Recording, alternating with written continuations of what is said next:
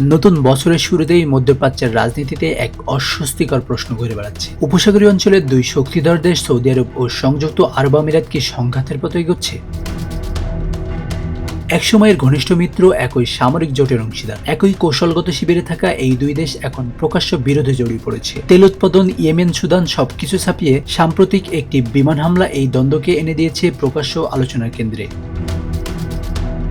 মঙ্গলবার ইয়েমেনের দক্ষিণাঞ্চলীয় বন্দরনগরী আল মুকাল্লায় সৌদি আরবের বিমান হামলা ছিল নজিরবিহীন। রিয়াদের দাবি, সেখানে সংযুক্ত আরব আমিরাত ঘনিষ্ঠ একটি অস্ত্রের চালান ছিল, যা পাঠানো হচ্ছিল সাউদার্ন ট্রানজিশনাল কাউন্সিল এসটিসির কাছে।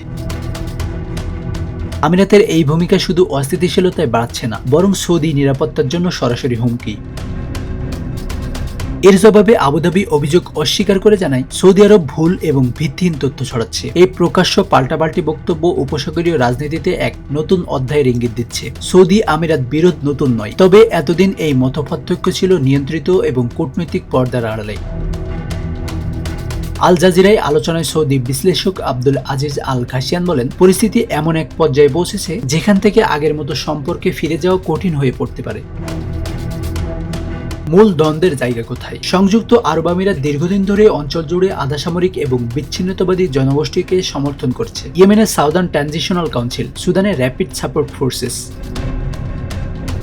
অন্যদিকে সৌদি আরব চেষ্টা করছে রাষ্ট্রকেন্দ্রিক কাঠামো টিকে রাখতে। রিয়াদের কৌশল বিদ্যমান সীমান্ত, আন্তর্জাতিক স্বীকৃত সরকার এবং প্রথাগত রাষ্ট্র ব্যবস্থাকে শক্তিশালী করা। এই দুই দৃষ্টিভঙ্গির সংঘর্ষই আজকের সমস্যার মূল। সুদানের যুদ্ধ এই বিভাজনকে আরও স্পষ্ট করেছে, যেখানে সংযুক্ত আরব আমিরাত আধাসামরিক র্যাপিড ফোর্সেসের সঙ্গে সম্পর্ক বজায় রাখছে, সেখানে সৌদি আরব প্রকাশ্যভাবে সুদানের সেনাবাহিনীর পাশে দাঁড়িয়েছে। খবরে জানা যায়, সৌদি যুবরাজ মোহাম্মদ বিন সালমান এই ইস্যুতে যুক্তরাষ্ট্রের প্রেসিডেন্ট ডোনাল্ড ট্রাম্পের কাছে আমিরাতের ভূমিকা নিয়ে লবিং এর পরিকল্পনা করেছিলেন। এটি স্পষ্ট করে দেয়, দুই দেশের দ্বন্দ্ব এখন কেবল আঞ্চলিক নয়, আন্তর্জাতিক কূটনীতিতেও প্রভাব ফেলছে। ইয়েমেন ইস্যুতেও দুই দেশের অবস্থান দ্বিমুখী। কাগজ কলমে দুই দেশই হুতিদের বিরোধিতা করে, কিন্তু বাস্তবে আরব আমিরাত দীর্ঘদিন ধরে দক্ষিণ ইয়েমেনে বিচ্ছিন্নতাবাদী এসটিসিকে শক্তিশালী করে তুলেছে। চলতি মাসের শুরুতে এসটিসি যখন ইয়েমেনের দক্ষিণ পূর্বাঞ্চলের বিস্তীর্ণ এলাকা দখলে নেয়, তার পরপরই সৌদি হামলা নতুন মাত্রা যোগ করে।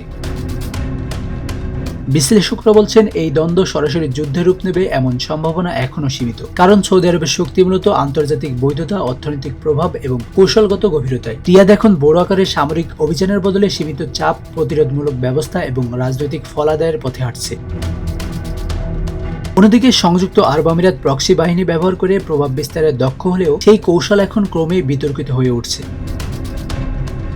আরেকটি বড় বিভাজন ইসরায়েলের সঙ্গে সম্পর্ক। 2020 সালে আবুধাবি ইসরায়েলের সঙ্গে কূটনৈতিক সম্পর্ক স্বাভাবিক করলেও সৌদি আরব এখনো সেই পথে যায়নি। এই অবস্থানগত পার্থক্য উপসাগরীয়কে ফাটল ধরিয়েছে। তাহলে এখন প্রশ্ন একটাই, সৌদি আরব ও সংযুক্ত আরব আমিরাত কি যুদ্ধের পথে এগোচ্ছে?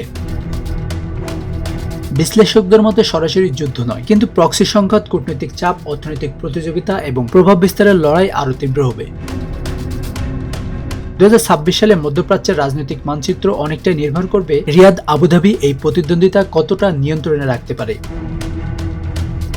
একসময়ের মিত্ররা এখন প্রতিদ্বন্দ্বী। এই দ্বন্দ্ব সামাল দেয়া না গেলে তার প্রভাব শুধু উপসাগরেই নয়, ছড়িয়ে পড়তে পারে গোটা মধ্যপ্রাচ্যে। Asanur Rahman Mithu, Bangla affairs, news desk.